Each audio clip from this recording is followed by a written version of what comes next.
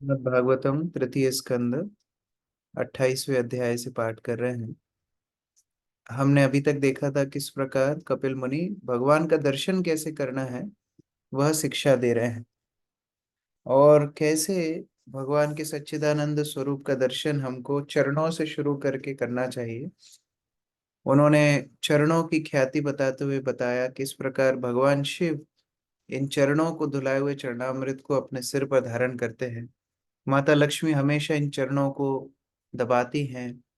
इन चरणों का ध्यान करने मात्र से व्यक्ति अपने सिंचित कर्मों के पहाड़ को, जैसे मानो वज्र से प्रहार किया जाए, ऐसे उस पहाड़ को चूर चूर कर देता है। ये चरणों का आश्रय लेकर के भक्त अपनी भक्ति में आगे बढ़ता है। उसके बाद भगवान की जांघों का ध्यान, भगवान की नाभि का ध्यान और भगवान के वक्षस्थल का ध्यान, ये सब हमने देखा था। अभी श्लोक संख्या 26 से आगे।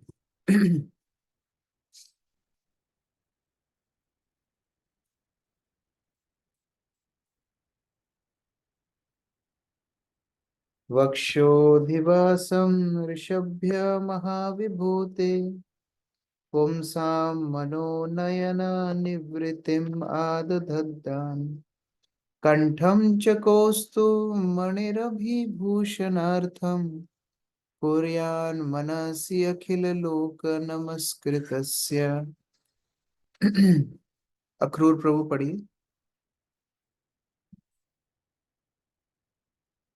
हरे कृष्णा। प्रभु जी धन्यवाद। काम फिर योगी को श्री भगवान के वक्षस्थल का ध्यान करना चाहिए, जो देवी महालक्ष्मी का आवास है।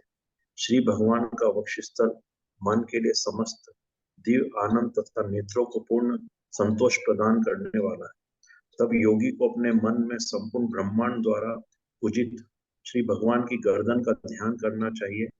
श्री भगवान की गर्दन उनके वक्षस्थल पर लटकने वाले कौस्तुभ मणि की सुंदरता को बढ़ाने वाली है।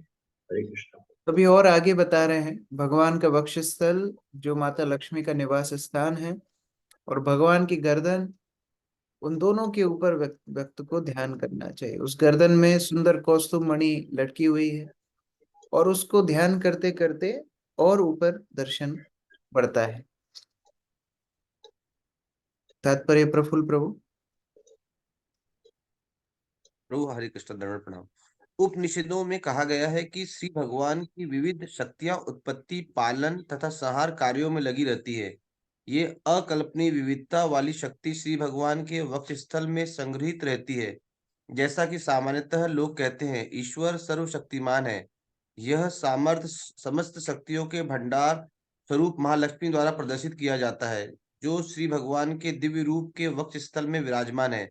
जो योगी श्री भगवान के दिव्य रूप के इस स्थल का ध्यान करता है, उसे अनेक भौतिक शक्तियां प्राप्त हो सकती है, जिसमें योग की 8 सिद्धियां आती है। यहाँ यह कहा गया है कि श्री भगवान की गर्दन की सुंदरता से कौस्तुभ मणि की शोभा बढ़ती है, न कि मणि से गर्दन की। मणि स्वयं अधिक सुंदर दिखने लगता है, क्योंकि वह श्री भगवान की गर्दन में स्थित है। इसीलिए योगी को श्री भगवान की गर्दन का ध्यान करने का परामर्श दिया गया है। श्री भगवान के दिव्य रूप का ध्यान या तो मन से किया जा सकता है, या फिर मंदिर में मूर्ति के रूप में रखकर एवं इस प्रकार से अलंकृत करके, जिससे सभी लोग ध्यान कर सके। अतः मंदिर पूजा ऐसे व्यक्तियों के लिए है जो इतने उन्नत नहीं है कि वे अपने मन में श्री भगवान के स्वरूप का ध्यान कर सके। नियमित मंदिर में जाने तथा प्रत्यक्ष रूप से श्री भगवान के दिव्य रूप का दर्शन करने में कोई अंतर नहीं है, उनका एक सा महत्व है। योगी को यह लाभ है कि वह कहीं भी एकांत में बैठकर श्री भगवान के स्वरूप का ध्यान कर सकता है, किंतु कम उन्नत व्यक्ति को मंदिर जाना होता है, और जब तक वह मंदिर नहीं जाता तब तक वह श्री भगवान का रूप को नहीं देख सकता। चाहे श्रवण हो, दर्शन हो या ध्यान हो, सबका लक्ष्य श्री भगवान का दिव्य स्वरूप प्राप्त करना है। शून्यता या निर्विशेषता का प्रश्न ही नहीं उठता। श्री भगवान सभी को दिव्य आनंद का वरदान देते हैं, चाहे वह मंदिर जाने वाला हो, ध्यान करता योगी हो, या श्रीमद् भागवतम अथवा श्रीमद् भगवत गीता जैसे शास्त्रों से श्री भगवान के दिव्य स्वरूप को सुनने वाला हो। भक्ति योग को संपन्न करने की 9 विधियां हैं, जिनमें से स्मरणम या ध्यान एक है। योगी जनन स्मरणम का लाभ उठाते हैं, जबकि भक्ति योगी श्रवण तथा कीर्तन का लाभ उठाते हैं। हरे कृष्ण। तीसरे स्कंद की शुरुआत में एक बहुत सुंदर श्लोक आता है, जन्मर्त लोकम जन्मैप लोकम, मैं भूल रहा हूं। उसके अंत में आता है भूषण भूषणांगम। ठीक है, वो श्लोक याद नहीं आ रहा। जन्मर्त लोकम पैकम, एनीवे, भूषण भूषणांगम उसके अंत में आता है, जिसमें बताते हैं कि भगवान जब अपनी लीलाओं के लिए इस भौतिक संसार में मनुष्य रूप धारण करते हैं, जो उनकी लीलाओं के लिए एकदम उपयुक्त है, उस रूप को देख करके ऐसा लगता है कि भूषण भूषण अंगम, जैसे आभूषणों की शोभा बढ़ गई हो, जैसे मनुष्य जीवन की शोभा भगवान ने बढ़ा दी हो। जैसे कोई सत्पुरुष साधु पुरुष जब किसी व्यास गद्दी पर व्यासासन पर बैठते हैं तो वो व्यास गद्दी की शोभा बढ़ जाती। जैसे भगवान किसी मंदिर में स्थापित होते हैं, उस मंदिर की शोभा बढ़ जाती है। इसी तरह भगवान जब मनुष्य रूप में आते हैं, मनुष्य योनि की शोभा बढ़ जाती। उसी प्रकार यहाँ पर बताया जा रहा है कि कौस्तुभ मणि को गले में धारण किया है भगवान ने, तो उस कौस्तुभ मणि की शोभा बढ़ गई है भगवान के गले में टंगने से। इसी प्रकार से जब हम भगवत भक्ति में संलग्न होते हैं तो वास्तव में हमारी हमारी ख्याति, हमारी कीर्ति बढ़ रही है कि हम भक्त बन रहे हैं। भगवान की कीर्ति हमसे नहीं है, हमारी कीर्ति भगवान से। श्लोक संख्या 27। बाहुंश्च मंदर गिरे पर्वितरेन्तर परिवर्तनेन निर्निक्त बाहुवलयानधिलोकपालान् संचेतये दशशतराम् असहाय तेजा शंखं च तत्करसोरुरो राजहंसम। रंगनी प्रिया माता जी पढ़िए। हरे कृष्ण प्रभु जी, दंडवत प्रणाम। इसके बाद योगी को श्री भगवान की चारों भुजाओं का ध्यान करना चाहिए, जो भौतिक प्रकृति के विभिन्न कार्यों का नियंत्रण करने वाले देवताओं की समस्त शक्तियों के स्रोत हैं। फिर योगी चमचमाते उन आभूषणों पर मन केंद्रित करें जो मंद्राचल के घूमने से रगड़ गए थे। उसे चाहिए कि श्री भगवान के चक्र सुदर्शन चक्र का भी ठीक से चिंतन करें, जो 1000 आरों से तथा असह्य तेज से युक्त है। साथ ही वह शंख का ध्यान करे जो उनकी कमल सदृश हथेली में हंसा प्रतीत होता है। हरे कृष्ण प्रभु जी।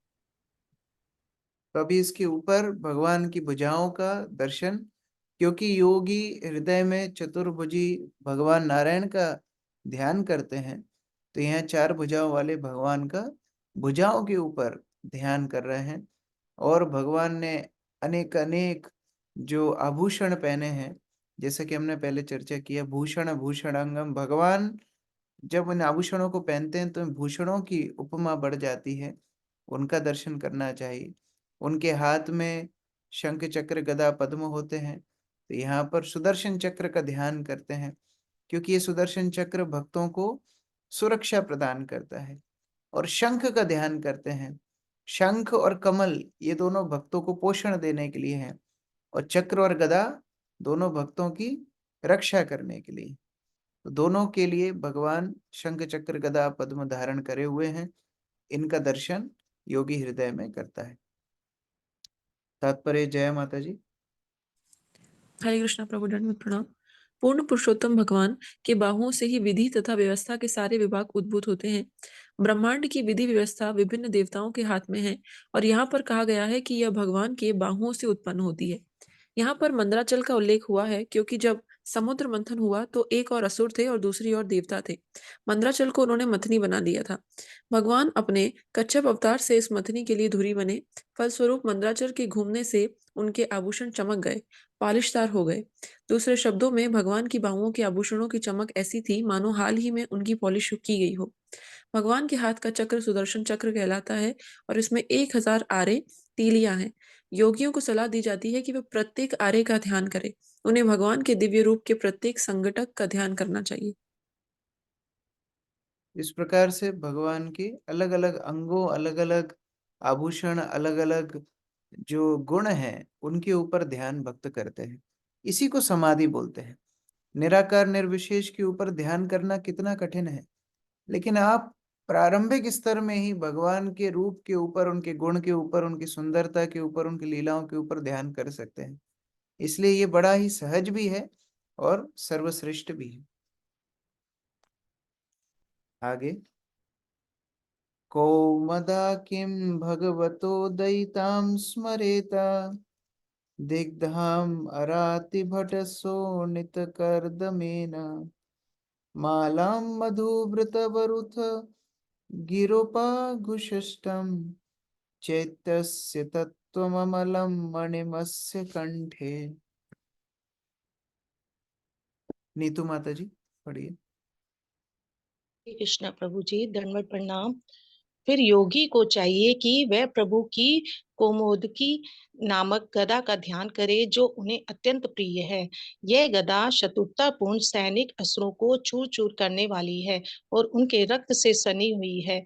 योगी को भगवान के गले में पड़ी हुई सुंदर माला का भी ध्यान करना चाहिए जिस पर मधुर गुंजार करते हुए बोरे मंडराते रहते हैं। भगवान की मोती की माला का भी ध्यान करना चाहिए जो उन शुद्ध आत्माओं की सूचक है जो भगवान की सेवा में लगे रहते हैं। हरे कृष्ण प्रभु जी। दो चिन्ह हमने अभी पिछले श्लोक में चर्चा की। दो चिन्ह हैं, कमल पुष्प और शंख। ये भगवान अपने भक्तों को पोषण देने के लिए है। जैसे ध्रुव को भगवान ने जब दर्शन दिया तो ध्रुव के मस्तक पर शंख को स्पर्श किया और उस शंख के स्पर्श मात्र से ध्रुव को सारा आध्यात्मिक ज्ञान आ गया और उस आध्यात्मिक ज्ञान को प्राप्त करके बड़ी सुंदर प्रार्थनाएं ध्रुव महाराज भगवान को अर्पित करते हैं। क्योंकि 5 साल का बालक है, उसको प्रार्थना करना भी भगवान स्वयं ही सिखाते हैं। तो ये पद्म और शंख भक्तों को पोषण देने के लिए, और दूसरा शंख और चक्र और गदा ये असुरों का विनाश करने के लिए। जैसा कि गीता में भगवान बोलते हैं, परित्राणाय साधुनाम विनाशाय च दुष्कृताम। तो दो कार्य भगवान अपने इन दो दो भुजाओं से सिद्ध करते हैं। परित्राणाय साधुनाम करते हैं पद्म और शंख से, विनाशाय च दुष्कृताम करते हैं गदा और चक्र से। यहाँ बताया उस गदा के ऊपर हमको चिंतन करना चाहिए जो असुरों का वध करने वाली है, जो खून से सनी हुई है। तो कोई सोच सकता है कि अरे इतने डेंजर आदमी के पास तो कैसे हम पास में जाएंगे जिसके हाथ में गदा है, इस रक्त लगा हुआ है। तो फिर कपिल मुनि बोल रहे नहीं, सबके लिए ऐसा गुस्सा नहीं करते हैं। देखो उनके गले में जो माला है उसके पास भंवरे भी तो मंडरा रहे हैं, उनको तो वो कुछ नहीं कर रहे हैं। और उनके गले में जो मोतियों की माला है वो तो शुद्ध आत्माओं का सूचक है। जैसे माला हमेशा वक्षस्थल से स्पर्श में रहती है, मतलब इतना समीप रहती है, ऐसे ही शुद्ध जीवात्माएं भगवान के समीप रह करके उनको सेवा करते हैं। तो भगवान कुष्माद अपि कोमलम वज्रात अपि कठोरम, कोमल है, पुष्प से भी ज्यादा कोमल है अपने भक्तों के लिए, और वज्रात अपि कठोरम, वज्र से भी ज्यादा कठोर है असुरों के लिए, अभक्तों के लिए। तो इस प्रकार से योगी को भगवान के चरित्र के ऊपर ध्यान करना चाहिए। सुजाता माता जी पढ़िए। हरे कृष्णा प्रभु जी, दंडवत प्रणाम। तात्पर्य, योगी को श्री भगवान के दिव्य शरीर के विभिन्न अंगों का चिंतन करना चाहिए। यहाँ बताया गया है कि जीवों की स्वाभाविक स्थिति समझनी होगी। यहाँ पर दो प्रकार के जीवात्माओं का उल्लेख किया गया है। पहले प्रकार के जीव अराती कहलाते हैं। ये श्री भगवान की लीलाओं के प्रति विपरीत भाव रखते हैं। ऐसे जीवात्माओं को दंडित करने हेतु श्री भगवान हाथ में अपनी भयानक गदा लिए प्रकट होते हैं, जो सदैव असुरों के वध के रक्त से सनी रहती है। जैसा कि श्रीमद् भगवत गीता में कहा गया है, जीवों की सभी योनियां श्री भगवान की संतानें हैं। फिर भी जीवों की दो श्रेणियां होती हैं जो दो भिन्न प्रकार से कार्य करती हैं। परमेश्वर शुद्ध जीवात्माओं को अपने गले में वैसे ही धारण करते हैं जिस प्रकार कोई अपने गले तथा वक्षस्थल पर पड़ी मोतियों की माला की रक्षा करता है। जो जीवात्मा शुद्ध कृष्ण चेतना में रहते हैं उनको प्रतीकात्मक रूप से उनके गले की माला का मोती कहा गया है। जो असुर हैं और परमेश्वर की लीलाओं के प्रति शत्रुता रखते हैं, उन्हें वे अपनी गदा से दंड देते हैं जो सदैव ऐसे पतित जीवात्माओं के रक्त से सनी रहती है। यह गदा श्री भगवान को अत्यंत प्रिय है क्योंकि वे इसे आसुरी शरीरों को चूर चूर करके रक्त के साथ मिलाने हेतु प्रयुक्त करते हैं। जिस प्रकार मिट्टी को पानी के साथ सानने से कीचड़ बन जाता है, उसी प्रकार संसारिक शत्रुओं या नास्तिकों को प्रभु अपनी गदा से ध्वस्त करते हैं, जिससे उनकी गदा ऐसे असुरों के रक्त से गंदली हो जाती है। हरे कृष्ण। दोनों ही काम भगवान करते हैं, असुरों को विनाश करते हैं और भक्तों को इतना प्रेम करते हैं जैसे किसी गले का हार हो। हम लोग हिंदी में कहावत बोलते हैं ना, ये तो मेरे गले का हार है। तो ये गले का हार कहावत वास्तव में भगवान के लिए उपयुक्त है, जो अपने भक्तों को इतना स्नेह करते हैं।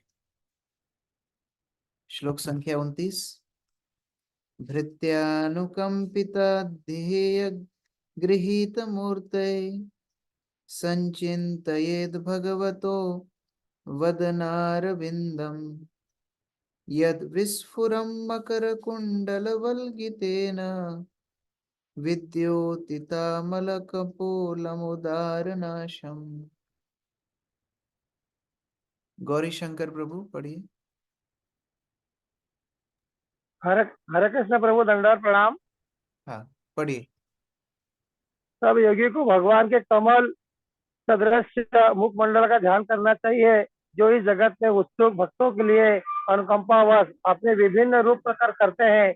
उनकी नाक अत्यंत उन्नत है और उनके स्वच्छ गाल उनके मकराकृत कुंडलों के हिलने से प्रकाशमान हो रहे। दंडवत प्रणाम प्रभु। अब आके योगी भगवान के मुखमंडल का दर्शन करते हैं, डायरेक्ट नहीं करते हैं।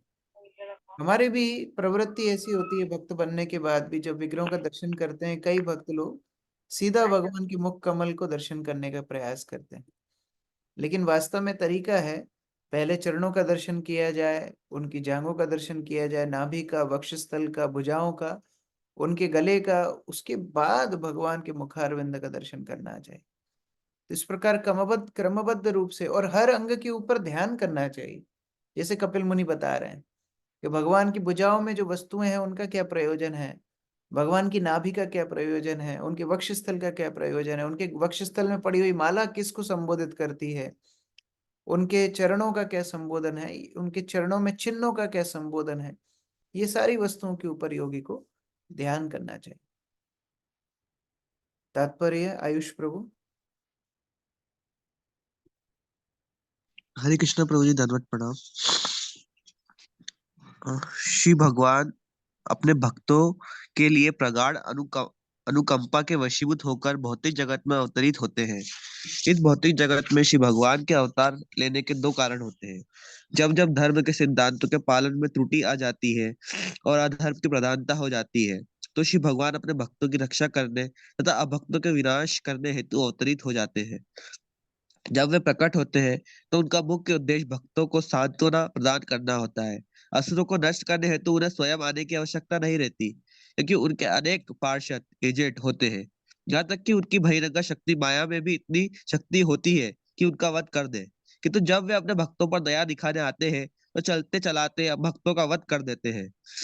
श्री भगवान सदैव ऐसे रूप में प्रकट होते हैं जो किसी विशेष प्रकार के भक्त को प्रिय हो। श्री भगवान के लाखों रूप है, किंतु वे सब एक है, जैसा कि ब्रह्म संहिता में कहा गया है, अद्वैतम अच्युतम अनादि अनंतम रूपम।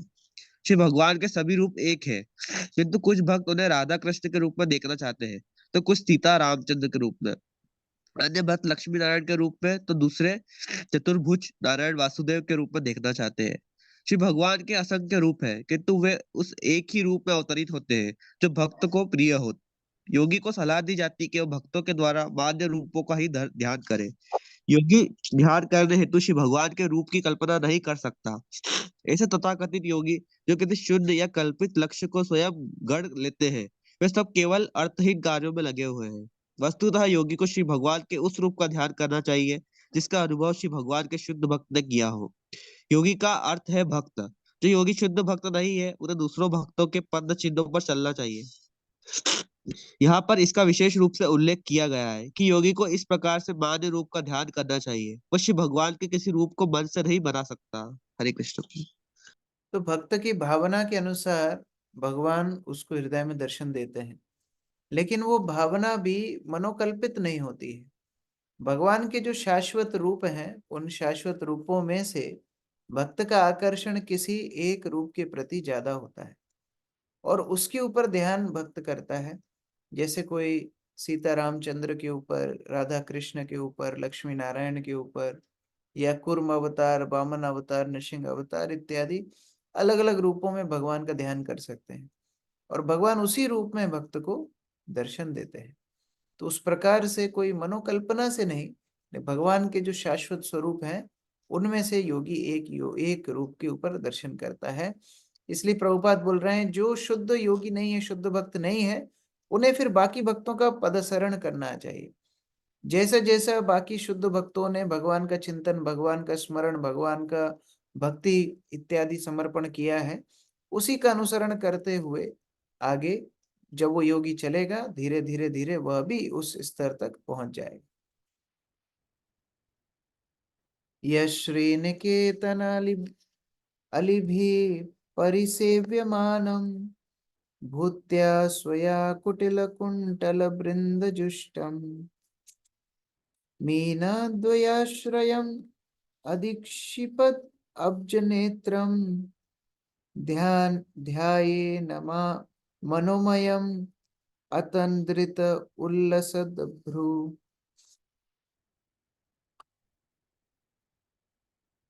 विनोद प्रभु पढ़िए। हरे कृष्ण प्रभु जी, दंडवत प्रणाम। तब योगी भगवान के सुंदर मुखमंडल का ध्यान करता है जो घुंघराले वालों, कमल जैसे नेत्रों तथा नाचती भवों से सुशोभित है। इसकी शोभा छटा के आगे भौरों से घिरा कमल तथा तैरती हुई मछलियों की जोड़ी मात खा जाती है। हरे कृष्ण प्रभु। तो यहाँ पर अभी भगवान के मुख कमल की सुंदरता का वर्णन कपिल मुनि कर रहे हैं कि भगवान का मुखमंडल कितना सुंदर है, जिसके ऊपर घुंघराले बाल आ रहे हैं, उनके नेत्र कमल समान सुंदर हैं, उनकी बोहें हमेशा ही नृत्य समान करती रहती हैं, चंचल बोहें हैं। और इस तरह भगवान के, क्योंकि उनका जो मुखमंडल है कमल के समान है, तो बहुरे भी कभी कभी धोखा खा जाते हैं कि ये चेहरा है कि कमल है, इसलिए भौरे भगवान के मुख कमंडल के आसपास मंडराते रहते हैं। और उनके कानों में जो कुंडल इत्यादि हैं वो मकर आकृति के हैं। तो ये सब ध्यान भक्त को करना चाहिए। हमने कल परसों भी चर्चा की थी, सोने के पहले भगवान के सुंदर रूप का ध्यान करना चाहिए। हम जब यात्रा कर रहे हैं या हम कहीं पर जा रहे हैं, प्रसाद ले रहे हैं, नहा रहे हैं, इन सभी क्रियाओं के दौरान हम भगवान का ध्यान इस तरह कर सकते हैं। तात्पर्य आरती माता जी पढ़िए। दंडवत प्रणाम प्रभु जी। यहाँ एक महत्वपूर्ण कथा है, ध्यायेन मनोमयम। मनोमयम कल्पना नहीं है। निर्विशेषवादी सोचते हैं कि योगी अपनी इच्छा अनुसार किसी भी रूप की कल्पना कर सकते हैं, किंतु जैसा कि यहाँ कहा गया है, योगी को उस रूप का ध्यान करना चाहिए जिसका अनुभव भक्तों ने किया है। भक्तगण कभी भी श्री भगवान के किसी रूप की कल्पना नहीं करते, वे किसी काल्पनिक वस्तु से संतुष्ट नहीं होते। श्री भगवान के विभिन्न दिव्य रूप है, प्रत्येक भक्त एक विशेष रूप को चाहता है और उसी रूप की पूजा करते हुए श्री भगवान की सेवा में लग जाता है। श्री भगवान का यह रूप शास्त्रोनुमोदित होता है। जैसा कि पहले बताया जा चुका है, श्री भगवान के मूल रूप के 8 प्रकार के स्वरूप हैं। इन्हें मिट्टी, पत्थर, काष्ठ, रंग, बालू आदि से भक्त अपने साधन के अनुसार तैयार कर सकता है। मन के भीतर श्री भगवान के स्वरूप का अंकन मनोमयम है। श्री भगवान के रूप के 8 विभिन्न प्रकार में यह अंकन सम्मिलित है। यह काल्पनिक नहीं होता है। श्री भगवान के वास्तविक स्वरूप का ध्यान विभिन्न रूप से प्रकट हो सकता है, किंतु इससे यह निष्कर्ष नहीं निकालना चाहिए कि किसी को उस स्वरूप की कल्पना नहीं करनी होती। इस श्लोक में 2 उपमाएं हैं। पहली उपमा में श्री भगवान के मुखमंडल की तुलना कमल से की गई है। फिर काले बालों की तुलना कमल के चारों ओर गुंजरित भौरों के झुंड से की गई है और उनके नेत्रों की तुलना इधर उधर तैरती 2 मछलियों से की गई है। जल में खिला कमल अत्यंत सुंदर लगता है यदि वह गुंजरित भौरों से तथा मछलियों से घिरा हो। श्री भगवान का मुखमंडल पूर्ण है, उनकी सुंदरता कमल की प्राकृतिक सुंदरता को लजाने वाली है। हरे कृष्ण। इस प्रकार से भगवान की सुंदरता का वर्णन यहाँ पर विस्तार रूप से हो रहा है। ये भगवान जिनके हर अंग मधुर है, जिनका हर अंग सुंदर है, उनके पूरे शरीर, पूरे दिव्य शरीर को दर्शन करना, ध्यान करना, ये भक्त के लिए सहज इंद्रियों का दमन करने के लिए एक उपाय है। इसलिए भगवान का दर्शन बहुत ही गंभीरता से, बहुत ही ध्यान से भक्त को करना चाहिए। श्लोक संख्या 31। तस्यावलोकम अधिकम कृपयाति घोरा तापत्रयापो शमनाय निःसृतम् अक्षुणा स्निग्धस्मितानुगित गुणितं विपुल प्रसादं ध्यायेन चिरं विपुल भावनया गुहायाम्।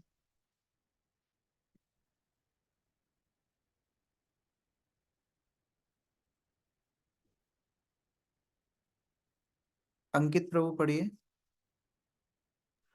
हरे कृष्णा प्रभु, दंडवत प्रणाम।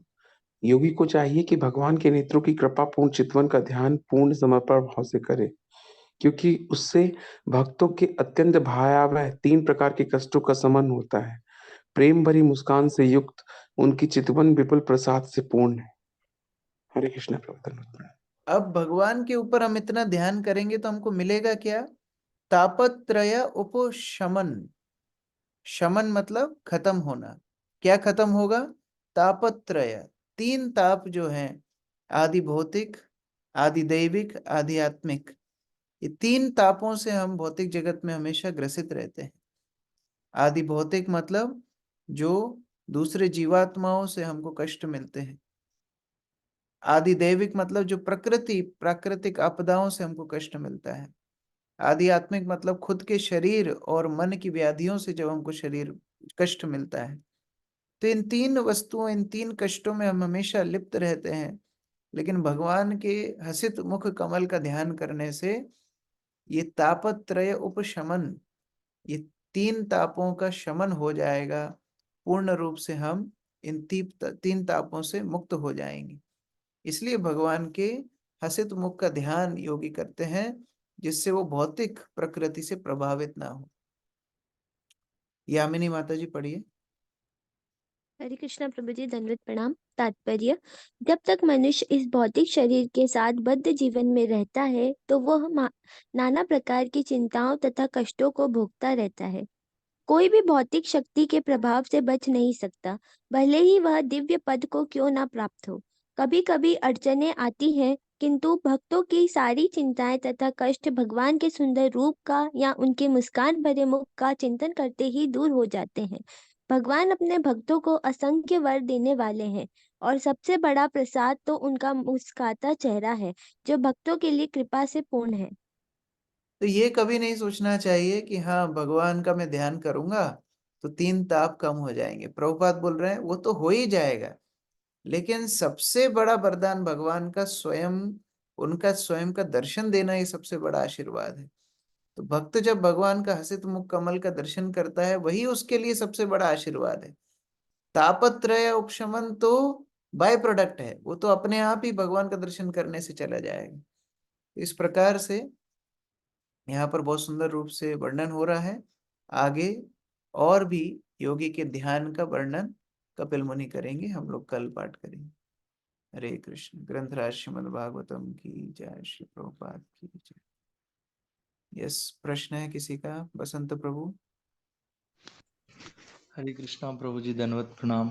प्रभु जी, अभी जो ये चल रहा है इसमें मुझे जैसे कि हम लोग जैसे सुबह का माला है और जो भी हमारे दिनचर्या में हम लोग जैसे बुक रीडिंग रखते हैं, तो ये ध्यान का कैसे मतलब मैं थोड़ा इसको प्रैक्टिकली कैसे अपने जीवन में लाएं?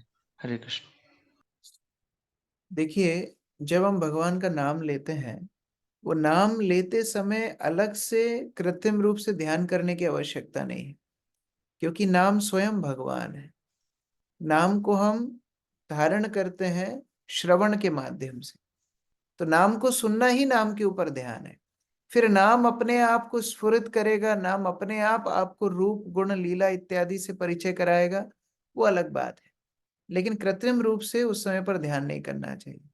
लेकिन जब आप भगवान के विग्रहों का दर्शन करते हैं, तब इस तरह ध्यान करना चाहिए।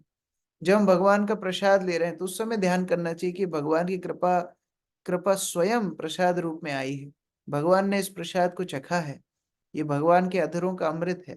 इस तरह ध्यान करना चाहिए। जब हम शयन करने जाएं, तब भगवान की चिंतन कर सकते हैं। चलते फिरते उठते बैठते भगवान के हसित कमल, मुख कमल का दर्शन कर सकते हैं। तो इस तरह भगवान का ध्यान हम कर सकते हैं। लेकिन जैसा कि मैंने शुरू में बताया, सबसे सहज मार्ग है भगवान का नाम लेना। तो अगर उस तरह ध्यान नहीं भी कर पा रहे हैं तो केवल अगर हम नाम लेते रहें और उसको श्रवण करते रहें तो वो भगवान के नाम रूप का दर्शन है, वो साक्षात भगवान स्वयं नाम के रूप में है। तो वो ध्यान हम आसानी से कर सकते हैं। जी प्रभु जी, तो ये जैसे हम लोग प्रसाद लेते हैं, महाप्रसाद गोविंद, तो उस टाइम जो महाप्रसाद गोविंद बोल रहे हैं तो उस टाइम भगवान को स्मरण कर सकते हैं। मतलब अभी तो सिर्फ उस पे सुनते हैं भी नहीं, मतलब महाप्रसाद बोल देते हैं और जल्दी से प्रसाद शुरू कर देते हैं। वो तो ये तो बहुत गड़बड़ कर रहे ये थे। सारी प्रार्थनाओं के लिए लागू होता है। जितनी भी प्रार्थनाएं हम करते हैं, जैसे जप के पहले हम गुरु प्रणाम मंत्र बोलते हैं, पंचतत्व मंत्र बोलते हैं, उसको ध्यान से सुनना चाहिए, उसको उसको मेडिटेट करना चाहिए। जब हम गुरु अष्टकम पढ़ते हैं, संसार दावा नल लीडलो का एक एक शब्द का मतलब हमको पता होना चाहिए, उसके ऊपर ध्यान करना चाहिए। अभी आप लोग जब सेशन के शुरू में शिक्षा अष्टकम का पाठ करना सीख रहे हैं, तो शिक्षा अष्टकम एक एक शब्द सुनना चाहिए, सीखना चाहिए, उस पर ध्यान करना चाहिए। तो यही हमारा आध्यात्मिक ध्यान है। पहले योगी गण जंगल में जा करके भगवान को हृदय में दर्शन करने का प्रयास करते थे, लेकिन हम घर में रहते हुए ये ध्यान कर सकते हैं, एक एक शब्द के ऊपर चिंतन करके। जी थैंक यू सो मच प्रभु जी। हरे कृष्ण। ओके, रुक्मणी चंद्रिका माता जी। हरे कृष्णा प्रभु जी, दंडवत प्रणाम। प्रभु जी, जैसे हम कहते हैं कृष्णा सुप्रीम है, यहाँ पे तो हम शंख चक्र गदा पद्म विष्णु पर हमें कपिल भगवान जी ध्यान लगाने के लिए बता रहे हैं। यहाँ पर तो योगी क्या करता है वो कपिल मुनि बता रहे हैं। योगी भगवान के नारायण स्वरूप का दर्शन हृदय में करते हैं, लेकिन यहाँ पर कपिल मुनि ने यह भी बताया कि मनोमयम, जैसे जैसे भक्त का भाव है वैसा वैसा ध्यान भक्त कर सकते हैं। तो अब हनुमान जी नारायण स्वरूप पे ध्यान नहीं करेंगे, हनुमान जी भगवान राम के ऊपर ही ध्यान करेंगे। ऐसे हम गौड़ीय वैष्णव हैं, हम राधा कृष्ण के उपासक हैं, हम राधा कृष्ण के ऊपर ध्यान करेंगे। तो अलग अलग भक्तों का अलग अलग भाव होता है, उसके हिसाब से वो भगवान के रूपों के ऊपर ध्यान करते हैं। ठीक है, थैंक यू प्रभु एक जी, उदाहरण थैंक दे यू। रहे हैं हरे कृष्ण। योगी का, एक उदाहरण दे रहे हैं योगी का जो नारायण स्वरूप के ऊपर ध्यान करता है, लेकिन उन्होंने ये भी बोला कि मनोमयम, मन से जो भाव है उस भाव को भगवान के रूप को दर्शन हम योगी के इस ध्यान के माध्यम से उस रूप के ऊपर हमें ध्यान केंद्रित करना चाहिए, जो भी भक्त का भाव है उसके हिसाब से। ठीक है, ठीक है प्रभु जी। प्रभु जी, एक ना 13 नंबर श्लोक में आया था कि भगवान के चेस्ट पे श्री वत्स चिन्ह है, ब्रैकेट में लिखा था सफेद बालों का गुच्छा, वो क्या था प्रभु जी? वो श्रीवस्त्र का चिन्ह जो है वो है कुछ सफेद बाल, जैसे कोई कोई लोगों के छाती पर बाल होते हैं, तो वो बाल सफेद बालों का एक गुच्छा जैसा भगवान की छाती पर है, उसको श्रीवस्त्र चिन्ह बोलते हैं। वो चिन्ह है, बालों का गुच्छा है, वो चिन्ह है, कौस्तुभ मणि है, वो श्रीवस्त्र का चिन्ह, वो गुच्छा है। जैसे अलग अलग चिन्ह हो सकते हैं, कोई के तिल हो सकता है, कोई को कोई काला धब्बा होता है, किसी को कोई सफेद धब्बा होता है, अलग अलग चिन्ह है। तो श्रीवस्त्र क्या चिन्ह है उसको समझाने के लिए प्रभुपाद बोल रहे हैं, श्रीवस्त्र चिन्ह है भगवान की छाती पर थोड़े सफेद बालों का एक गुच्छा है, जिसको श्रीवस्त्र चिन्ह बोलते हैं। थैंक यू प्रभु जी, धन्यवाद प्रणाम प्रभु जी। यस, गौरी शंकर प्रभु। प्रभु जी दंडवत प्रणाम। प्रभु जी, काफी दिन से क्वेश्चन करने का सोचता था। जो कल स्वरूप का भगवान के दर्शन की जो बात निकली थी, तो प्रभु जी वृंदावन में ठाकुर जी की फोटो अपन ले नहीं सकते हैं, तो इसका क्या कारण हो सकता है? मूर्ति में से क्या है प्रभु जी? बहुत दिन से मेरे मन में विचार आ रहा है। ये जब फोटो लेते हैं तो फोटो में ध्यान होता है, दर्शन में ध्यान नहीं होता है। अभी आप देखना सभी मंदिरों में लोग कैमरा लेकर के खड़े होते हैं, मोबाइल लेके खड़े होते हैं, लेकिन भगवान के ऊपर ध्यान नहीं होता है। जब पूर्व पूर्व काल में जब कैमरे नहीं थे तो लोग दर्शन करने, वास्तव में दर्शन करने जाते थे, लेकिन अभी उनका मन क्या होता है, फोटो खींचने में होता है। तो इसलिए मन को केंद्रित करने के लिए फोटो बंद करने का नियम रहता है कई मंदिरों में, जिससे कि व्यक्ति अंदर जाए तो दर्शन पे ध्यान दे। फोटो तो उसको बाद में मिल ही जाएगा, ऑनलाइन फोटो है, बाहर फोटो, कितने फोटो बेच रहे हैं लोग, फोटो बेच रहे हैं, तो फोटो तो खरीद ही सकता है, वो कभी भी ले सकता है। लेकिन जब वो खुद गया है, वहां इतना दूर चल के गया है, तो उसको दर्शन पे ध्यान देना चाहिए, फोटो खींचने पे ध्यान नहीं देना चाहिए। इसलिए मंदिरों में निषेध बताते हैं। तो ठीक। दूसरा क्वेश्चन और है मेरा कि मेरी माता जी ने एकादशी व्रत के दिन उनको निमंत्रण था भोजन का, कोई परम धाम चले गए थे, तो वो वहाँ पर फलिहार प्रसादी ले सकते हैं क्या? वो वाली प्रसादी? नहीं, वो भगवान भगवान स्वीकार कर सकते हैं अन्न को एकादशी के दिन, लेकिन हम नहीं कर सकते। तो अगर कहीं पर इस तरह प्रसाद मिलता भी है, उसको रखना, अगले दिन लेना है। एकादशी के दिन अन्न को ग्रहण नहीं करना चाहिए, चाहे वो प्रसाद हो, फिर भी उस अन्न को ग्रहण नहीं करना चाहिए। वो अगले दिन आप ले सकते हैं, लेकिन उस दिन अन्न को ग्रहण नहीं करना है। भगवान एकादशी नहीं करते हैं, भगवान को अन्न अर्पित हो सकता है, उसमें कोई बुराई नहीं है, लेकिन हम लोगों को वो प्रसाद ग्रहण करने के लिए अनुमति नहीं है। एकादशी के दिन अन्न को कभी ग्रहण नहीं करना, वो अगले दिन आप ले सकते हैं। ठीक है। ठीक ठीक प्रभु जी। सरिता माता जी।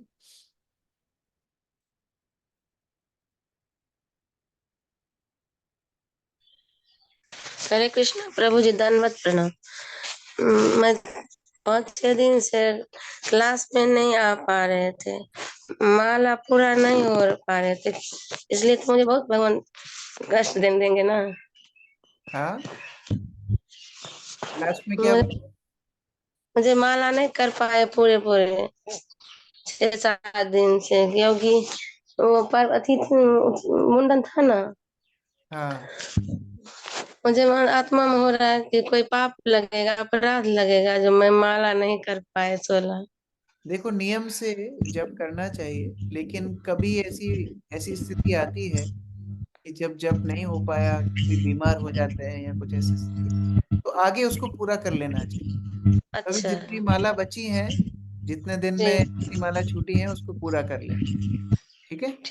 जी प्रभु लेकिन जी। ये हैबिट नहीं बनाना है, ये केवल इमरजेंसी के लिए, रोज रोज नहीं नहीं करना है सर।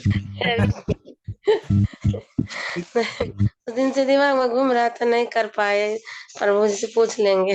हाँ, इस तरह भक्ति रसामृत सिंधु में रूप गोस्वामी ने बोला है कि अगर कभी जब नहीं हो पाता है, तो अगले दिन फिर उसको पूरा कर। और प्रभु जी, एक आदमी को गीता की बुक दिए ना, बोले क्या, जो मैं तो शिव चर्चा के करते हैं, तो हम बोले उनको, बोले जो पढ़ने के लिए, तो कुछ होगा नहीं। कहले क्यों कुछ होगा, भगवान दोनों ही भगवान है, आप भगवत गीता पढ़िए तो कोई उसको कोई तकलीफ नहीं ना होगा, बस शिव चर्चा करते हैं। नहीं नहीं, वो कोई समस्या नहीं है। भगवान शुद्ध करने वाले हैं, जिसके पास जाएंगे उसके हृदय को शुद्ध कर। ठीक है। वही बात है वो, ठीक, थैंक यू प्रभु। हरे कृष्ण। जय प्रभु। हरे कृष्णा प्रभु जी, दंडवत प्रणाम। प्रभु जी, मेरा प्रश्न ये था, जैसे कि अभी हम एक एक भगवान के अंग का ग्लोरिफिकेशन सुन रहे हैं कि चरणों पे ध्यान कैसे करना है, चरणों का क्या क्या मतलब वो महत्व है, ऐसे ही हाथों का क्या महत्व है, मुख कमल का क्या महत्व है। बट प्रभु जी, ये सारे ग्लोरिफिकेशन एक साथ याद नहीं हो पाते हैं कि किस चीज की क्या वो महत्वता है। तो इसका कोई शॉर्टकट है, या इसमें कोई मतलब हम ऐसा कुछ कर सकते हैं कि हाँ, एक जगह हम एक याद ध्यान कर लें? आपको हम एक होमवर्क दे रहे हैं अभी। आप एक जी। चार्ट पर भगवान का फोटो का प्रिंट करो, और फिर अपने हाथ से लिखो कि चरणों का क्या महत्व है, जांघों का क्या महत्व है, ये श्लोकों के आधार पर, और फिर ग्रुप पे भेजो। तो जब आप खुद ये एक्सरसाइज करोगे, तो याद भी रहेगा, दूसरों को भी फायदा मिलेगा। ठीक है। ठीक है प्रभु जी। जी। भगवान का फोटो का एक प्रिंट करो, और अपने हाथ से लिखना है चरणों का क्या महत्व है, अच्छे से बड़े हम्म। पेपर पे उस तरह प्रिंट करना।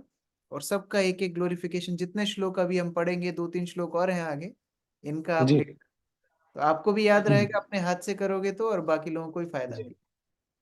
ठीक ठीक है। है प्रभु जी, बिल्कुल। उसको ठीक। जहां आप प्रसाद लेते हो वहां लगाना, क्योंकि वहां तो 3 बार कम से कम जाओगे ही, तो वहां पर हाँ हाँ। तो याद रहेगा। ठीक है प्रभु जी, thank you so much. Hare Krishna प्रभु जी। यस, विनोद प्रभु। हरे कृष्णा प्रभु जी, दंडवत प्रणाम। प्रभु जी, मैंने व्हाट्सअप किया था आपको, व्यक्तिगत प्रश्न था, और मैं चाहता हूँ कि मुझे व्हाट्सएप पे आप व्यक्तिगत मार्गदर्शन दें। ठीक है, मैं करता हूँ। हाँ? Yes. ओके प्रभु। दीपिका माता जी। हरे कृष्णा प्रभु जी, दंडवत प्रणाम। धन्यवाद। प्रभु जी, शनिवार को कीर्तन रखा था, आपके यहाँ से आए थे ब्रह्मचारी उज्जैन से। ये हाँ, नाम तो भूल गई, उनका नाम मुझे नहीं प्रेम आ अवतार, रहा। प्रेम अवतार प्रभु। हाँ, तो तब तो मेरे पड़ोसी को बुलाया, प्रभु जी आए नहीं। दूसरे दिन एकादशी थी, तो प्रसाद थोड़ा बचा हुआ था, तो वो आए थे कि अब प्रसाद दे दो। अब मैंने पहले तो दे दिया, फिर उनको बोला कि एकादशी आज अन्न देना भी नहीं चाहिए, मुझे भी पाप लगेगा। तो बोले तो फिर ले लो ये प्रसाद वापिस। मैं बोले दिया हुआ तो कैसे लूंगी, अब आप लेके जाइए, पर ऐसा मत कीजिए, जब बुलाते तभी आप आए, क्योंकि आज एकादशी है। एकादशी के दिन अन्न देना भी नहीं ठीक है, चाहिए। देखिए अब इसमें कई मंदिरों में ऐसा करना पड़ता है। जैसे भगवान का महाप्रसाद अर्पित होता है तो उसमें अन्न होता है। अब उसको रखेंगे तो खराब भी हो जाता है, तो क्या करते हैं, जो लोग एकादशी नहीं करते हैं उनको दे देते हैं। आइडियल नहीं है, लेकिन अब क्या करें, वो जो एकादशी वैसे ही नहीं कर रहा है तो घर जाके तो वैसे ही पाप खाएगा। उससे अच्छा उसको ये दे देते हैं। लेकिन जो आइडियल स्टैंडर्ड है, एकादशी के दिन भक्तों को कम से कम अन्न ग्रहण नहीं करना चाहिए। हाँ, वो नहीं करते प्रभु जी एकादशी, उनको कोई मतलब ही नहीं। हाँ, ठीक है, उस तरह लोगों को दे सकते हैं, लेकिन सामान्यतः जो नियम पालन करना चाहते हैं उनको एकादशी के दिन अन्न नहीं खाना। ठीक है प्रभु। यस, अजय प्रभु। हरे कृष्ण प्रभु जी, धन्यवाद प्रणाम। प्रभु जी, जैसे एकादशी के दिन हम व्रत रखते हैं और दूसरे दिन पारण करना होता है, और दूसरे दिन यदि किसी कारणवश कोई व्रत रखना पड़ता है तो उसका पारण कैसे करेंगे? एकादशी के दूसरे दिन कोई भी व्रत नहीं किया जाता है। ये एकादशी के दिन, अगले दिन अगर कोई फास्टिंग होती भी है तो उसको एकादशी के साथ ही मान लिया जाता है। जैसे वामन द्वादशी आती है, भगवान वामन देव का प्राकट्य द्वादशी के दिन आता है, तो हम व्रत एक दिन एकादशी के साथ ही कर लेते हैं, अगले दिन नहीं करते। जब भी ऐसा कोई क्षण आएगा कि द्वादशी के दिन कोई व्रत है तो उसको एकादशी के साथ ही मान लेते हैं हम, क्योंकि द्वादशी के दिन पारण करना आवश्यक रहता है। ठीक है, तो ऐसा कभी भी ऐसी स्थिति आएगी कि द्वादशी के दिन कोई व्रत होगा तो उसको एकादशी के साथ ही मान लिया जाता है, और द्वादशी के दिन प्रसाद लिया जाता है पारण के समय। पारण कर सकते हैं। तो ये कभी कभी जैसे किसी आचार्यों का अवतरण दिवस होता है तो हमें व्रत रखना पड़ता है, हाँ, उनका तो पारण कर सकते हैं कोई सुबह। भी आचार्य का ऐसा व्रत नहीं होगा कि द्वादशी के दिन उनका व्रत किया जाएगा, ऐसा नहीं होगा। उनको एकादशी के दिन ही उनके नाम से व्रत कर लिया जाता है, और द्वादशी के दिन समय पर पारण किया जाता है। आप वैष्णव कैलेंडर में देखेंगे, एक भी ऐसा फास्टिंग नहीं होगा जो द्वादशी के दिन होगा। प्रभु जी, कल क्या कुछ यज्ञ वगैरह हुए थे सेंटर पर, तो उन्होंने कहा था कि यज्ञ कर रहे हैं तो हम सुबह से फास्टिंग रखें, तो कल तो द्वादशी थी, पारण भी करना था, तो फिर उसको यज्ञ के पहले तक कैसे ऐसी कंटिन्यू? स्थिति में भगवान जगन्नाथ का चावल रखना चाहिए घर में, और एक दाना चावल आप भगवान जगन्नाथ का स्वीकार कर सकते हैं। पेट भर के ना खाएं, लेकिन एक चावल भगवान जगन्नाथ का स्वीकार कर सकते हैं, जिससे आपका व्रत भी पूरा हो जाएगा और आगे आपकी फास्टिंग भी हो जाएगी। वंदना माता जी। हरे कृष्णा प्रभु जी, दंडवत प्रणाम। प्रभु जी, एकादशी के संबंधित ही था। जैसे हम एकादशी करते हैं और गाय को रोटी खिला सकते हैं क्या? क्योंकि पहला जो वो रोटी होती है वो गाय की बनाते हैं। गाय के लिए एकादशी नहीं होती है, गाय को आप बिल्कुल 56 भोग भी खिला सकते हैं। एकादशी आपके लिए है, तो गाय को खिलाने में कोई समस्या नहीं। ठीक है। एक एक और, हालांकि मैं गई नहीं हूँ जगन्नाथ, बट हमारे स्कूल में, मैं टीचर हूँ, हमारे स्कूल में टीचर्स गए थे, तो वो जगन्नाथ जी के पास में कोई एकादशी वहां छोड़ के आ जाते हैं। तो ये क्या? वो मुझे जगन्नाथ मंदिर में पीछे, मंदिर के पीछे एकादशी को उल्टा लटका रखा है, एकादशी की मूर्ति को उल्टा लटका रखा है, क्योंकि जगन्नाथ के भक्त बोलते हैं कि जगन्नाथ को एकादशी एकादशी नहीं करते। तो जगन्नाथ को 12 महीना हर रोज चावल दाल सब्जी इत्यादि भोग लगता है। तो कोई पंडित आता है, बताता है कि अरे आज तो एकादशी है, तो उसको ले जाते हैं, दिखाते हैं, देखो ये एकादशी लटकी हुई है उल्टी पीछे। लेकिन वो भगवान के लिए, भक्तों के लिए नहीं है। अब उसको देख करके कई लोग बोलते हैं कि हम एकादशी नहीं करेंगे, एकादशी को हम छोड़ आए, देखो जगन्नाथ तो एकादशी नहीं करते हैं। महान लोगों का अनुकरण नहीं करना चाहिए। जैसे भगवान शिव ने विष पिया तो हम विष पिएंगे, जरूरी नहीं है। भगवान श्री कृष्ण रासलीला की, हम रासलीला करेंगे वो जरूरी नहीं है।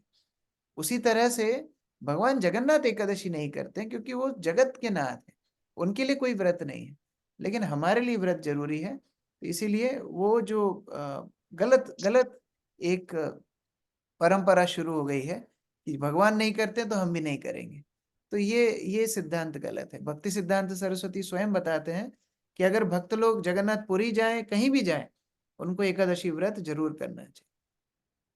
तो फिर हम जगन्नाथपुरी जाके वो प्रसाद भी नहीं ग्रहण, क्योंकि वो तो खिचड़ी का प्रसाद होता है ना।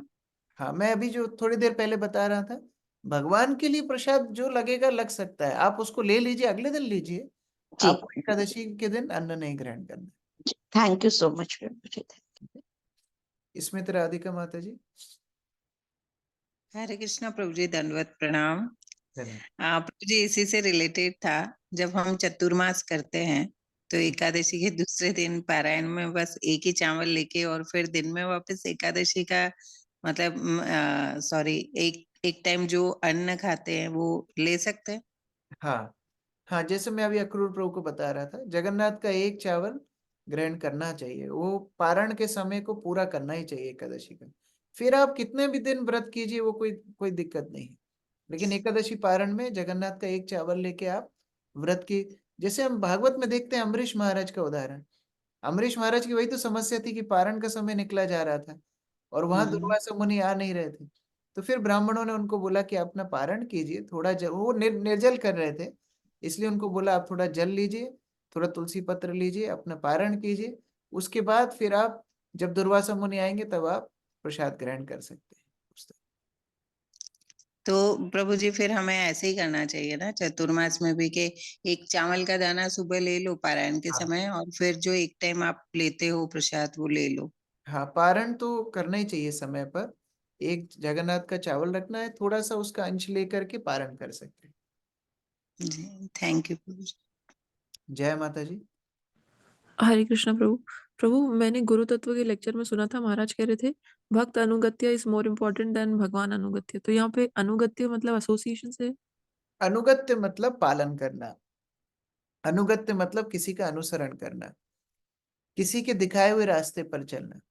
अब जैसा कि अभी चर्चा हो रही थी, भगवान कई क्रियाएं ऐसी करते हैं जिसका हम अनुगत्य नहीं कर सकते, हम उसको फॉलो नहीं कर सकते। अनुगत्य मतलब फॉलो करना। जैसे मैंने बोला भगवान रासलीला करते हैं, तो हम भगवान का अनुगत्य करके रासलीला नहीं कर सकते। भगवान की क्रियाओं को अनुगत्य नहीं किया जा सकता, लेकिन भक्त की क्रियाओं को अनुगत्य किया जा सकता है। भक्त जैसा जीवन जीते हैं, जैसा व्यवहार रखते हैं, जैसा समर्पण करते हैं, जैसी तप ध्यान इत्यादि करते हैं, उनका अनुगत्य करके हम उनका अनुसरण कर सकते हैं। इसलिए भक्त अनुगत्य ज्यादा जरूरी है। Thank you Prabhu. Hare Krishna. Ravindra Prabhu, last question. आप अनम्यूट कीजिए। हरे कृष्ण प्रभु जी, दंडवत प्रणाम। मेरा प्रश्न था प्रभु जी, कल अयोध्या में जो रामलला की जो प्राण प्रतिष्ठा हुई उसको लेकर प्रश्न था कि मैंने अभी तक जितने विग्रह देखे भगवान राम के, वो सिर्फ सीता, माता सीता के साथ देखे, लेकिन कल का जो विग्रह था वो सिर्फ भगवान रामलला का था। तो वो प्रभु जी मेरे स्पष्ट नहीं हो पा रहा कि उसके पीछे क्या कारण है, भगवान रामलला को अकेले विग्रह को प्राण हो प्रतिष्ठा सकता क्यों है दी? कि क्योंकि वो जन्म स्थान है, बाल स्वरूप है, तो जब भगवान बाल स्वरूप में है तब तो सीता नहीं थी, सीता तो बाद में आई, नहीं तो नहीं, इसलिए वो शायद तो हो सकता है। स्पष्ट है, पर वहाँ कोई भी विग्रह माता सीता का नहीं है पूरे मंदिर में। जरूरी नहीं है ना, जैसे अब आप रावल जाएंगे, रावल राधा रानी का जन्म स्थान है, तो वह राधा रानी का बाल स्वरूप है, वहां कृष्ण नहीं है। तो ऐसा नहीं है, ह्यूमन इनइक्वालिटी नहीं है यहाँ पर। नहीं नहीं, अलग अलग वो स्थान प्रश्न नहीं का, है प्रभु जी। अलग अलग स्थान का अलग अलग भाव होता है। जहां जी जी। भगवान बाल स्वरूप में है वहां बाल स्वरूप में ध्यान करना चाहिए, जहां भगवान यौवन किशोर अवस्था में, वहां किशोर अवस्था में ध्यान होना चाहिए। मान लो आप रास मंडप में जाएं और वहां लड्डू गोपाल रखे हो तो रसाभास हो जाएगा, उसको बोलते हैं रसाभास। जी प्रभु हर जी। स्थान का एक रस होता है, उस रस के हिसाब से भगवान का उसी रूप में वहां पर वंदना अर्चना होती है। तो उस भाव में अगर बाल स्वरूप में भगवान का ध्यान है तो उसमें कोई गलती नहीं है। लेकिन जब भी हम भगवान का नाम ले रहे हैं, जब भी पूजा हो रहा है, तो माता सीता के साथ ही हो रहा है, तो उसमें कोई समस्या नहीं। थैंक यू प्रभु जी, दंडवत प्रणाम। हरे कृष्ण। श्रील प्रभुपाद की जय, समवेत भक्तवृंद की जय।